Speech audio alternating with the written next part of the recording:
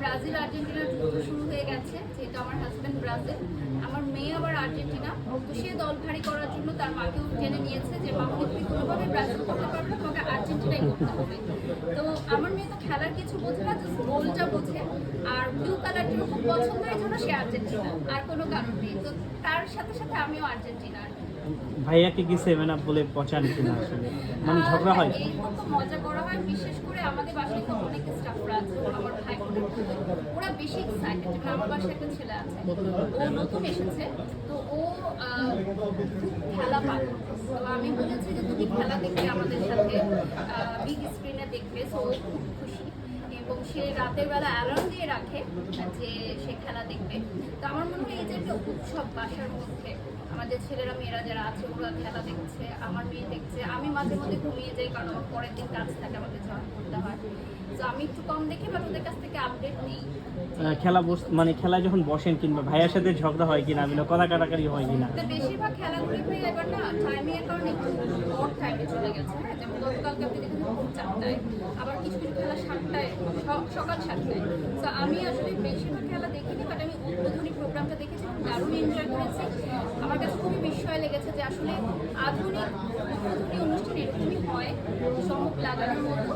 তো ওটা দেখলাম, যেহেতু আমি সাংস্কৃতিক অঙ্গনের মানুষ, এবং আমাদের বাংলাদেশের একজন প্রতিভাবান শিল্পী সঞ্জয়, উনি কিন্তু পারফর্ম করেছে, যেটা আসলেই সাধুবাদ জানানোর মতো।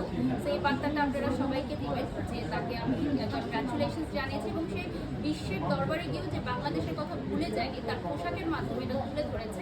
এটা আমার কাছে ভীষণ ভালো লেগেছে।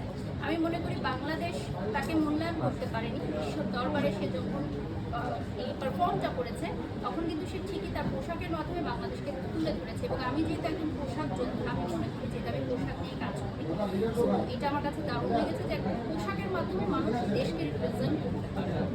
মেসিকে কেমন লাগে শেষ প্রশ্ন আসলে? ডেফিনেটলি, যেহেতু তিনি একজন আইডল, যারা ফুটবল খেলোয়াড় আছে, শুধুমাত্র যে তার দলের এরকম না, অনেক ইন্টারন্যাশনাল প্লেয়ার্সদেরও কিন্তু সে আইডল। সো ডেফিনেটলি আমরা তাকে পছন্দ করি। ভাইয়া তো আসলে মানে ব্রাজিল করে, আপনি 7 আপ বলেন, সেখানে নেইমার আছে, অনেকে বলেন নেইমারকে ভাইকে চেতান কিনা যে অভিনয় করে আসলে নেইমারকে নিয়ে। না, এরকম আসলে তেমন একটা কিছু করা হয় না। আর আমি খেলা কম করছি, তো আমার মেয়ে আরও বাবা বেশি করে। তা আমি আসলে এবার সিলেক্ট করে দিই যে আজকে খেলা রয়েছে, আজকে মেনু কী হবে, চা নাস্তা, কফি কী থাকবে, আইসক্রিম থাকবে। তো আমার বাসায় বিশ্বকাপ উপলক্ষে অনেক ফুড আইটেম কেনা হয়েছে, যেগুলো আসলে বিশ্বকাপ চলাকালীন সময় আসলে রেডি করে দেওয়া হয়। কী ধরনের প্রোগ্রাম করা যায়, কী করলে আমাদের কোম্পানির জন্য ভালো হবে, এগুলো নিয়ে আমি প্রতি মুহূর্তেই আসলে বিজনেস ওনারদের সাথে আলোচনা করি। তো এই জন্যই হয়তো তারা আমার প্রতি আস্থা রাখে, কারণ বেশিরভাগ ক্ষেত্রেই আমি যেটা শুনি যে আমাদের ইন্ডাস্ট্রির অনেক প্রমোটারই অনেক ভালো কাজ করছে, বাট নিজের ভেবে আসলে আপন ভেবে কাজ করাটা মুশকিল।